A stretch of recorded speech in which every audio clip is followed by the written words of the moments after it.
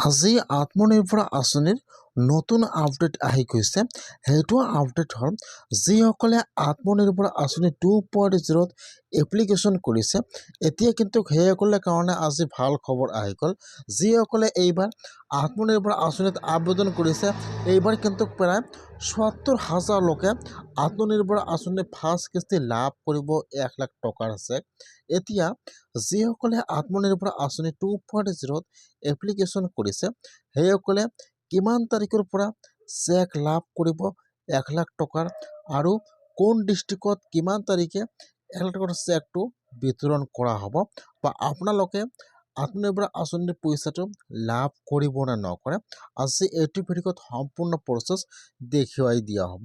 যদি আপোনালোকে আত্মনিৰ্ভৰ আঁচনি 2.0 এপ্লিকেশ্যন কৰিছে, এতিয়া আপোনালোকে ফাৰ্ষ্ট কিস্তি লাভ কৰিব নে নকৰে, বা কোন ডিষ্ট্ৰিক্টত কিমান তাৰিখে চেকটো বিতৰণ কৰা হ'ব, আজি এইটো ভিডিঅ'ত সম্পূৰ্ণ প্ৰচেছ দেখুৱাই দিয়া হ'ব, চাই লওক।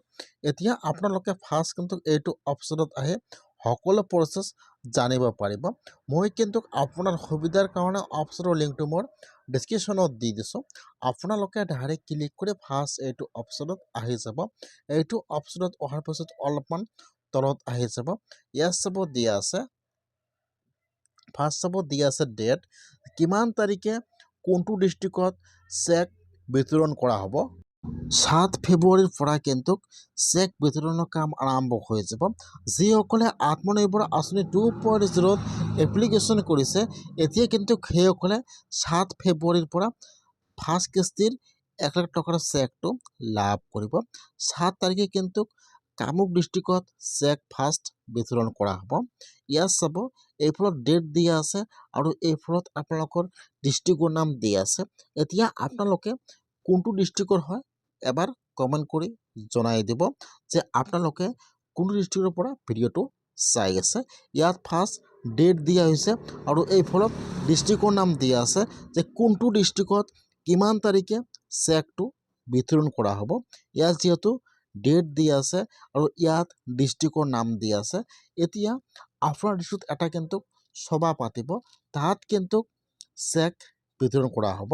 এতিয়া যিসকলে আত্মনিৰ্ভৰ আঁচনি 2.0 আবেদন কৰিছে, এতিয়া সেইসকলে কেনেকৈ জানিব যে আপোনালোকৰ নামটো এপ্ৰুভ হৈছে নে হোৱা নাই। যিহেতু এইবাৰ প্ৰায় ৩ লাখ মানুহে আত্মনিৰ্ভৰ আঁচনি 2.0 আবেদন কৰিছিল, এতিয়া কিন্তু তাৰ ভিতৰত ৭০,০০০ মানুহৰ নাম এপ্ৰুভ হৈছে, বা আত্মনিৰ্ভৰ আঁচনি 2.0 ৭০,০০০ মানুহে এইবাৰ ফাৰ্ষ্ট কিস্তি ১ লাখ টকাৰ চেকটো লাভ কৰিব। সেইকাৰণে ইয়াত চাব এইফালত ডেট দিয়া আছে, আৰু ইয়াত ডিষ্ট্ৰিক্টৰ নাম দিয়া আছে। এতিয়া কিন্তু ডিষ্ট্ৰিক্ট অনুযায়ী ডেটত এটা সভা পাতিব, তাত কিন্তু আপোনাৰ চেকটো বিতৰণ কৰা হ'ব। এতিয়া আপোনালোকে কোনটো ডিষ্ট্ৰিক্টৰ হয় আপোনালোকে ইয়াৰ পৰা চাই লওক যে আপোনাৰ ডিষ্ট্ৰিক্টত কিমান তাৰিখে চেকটো বিতৰণ কৰা হ'ব। এতিয়া যিসকলে আত্মনিৰ্ভৰ আঁচনি 2.0 আবেদন কৰিছে, যিসকলৰ নাম এপ্ৰুভ হৈছে, আপোনালোকে যিটো ফোন নম্বৰ দি আবেদন কৰিছিল, তাত কিন্তু SMS অথবা আপোনাৰ ফোন নম্বৰত কল আহি যাব। যিসকলৰ নাম এপ্ৰুভ হৈছে সেইসকলৰ কিন্তু মোবাইলত কল আহি যাব, আৰু যদি আপোনালোকৰ নামটো এপ্ৰুভ হোৱা নাই, তেনেহ'লে কিন্তু আপোনাৰ ফোন নম্বৰত কলো নাহিব, আপোনাৰ ফোন নম্বৰত কিন্তু SMS-ও নাহিব। যদি আপোনালোকৰ নামটো এপ্ৰুভ হৈছে, তেনেহ'লে কিন্তু আপোনাৰ ফোন নম্বৰত SMS অথবা কল আহি যাব। আজি কিন্তু আত্মনিৰ্ভৰ আঁচনি 2.0 গুৰুত্বপূৰ্ণ আপডেট আহি গৈছে। সেইকাৰণে যদি আপোনালোকে আবেদন কৰিছে, আপোনালোকে SMS অথবা কল চেক কৰিব। আপোনাৰ যদি নামটো এপ্ৰুভ হৈছে, SMS অথবা কল আহি যাব।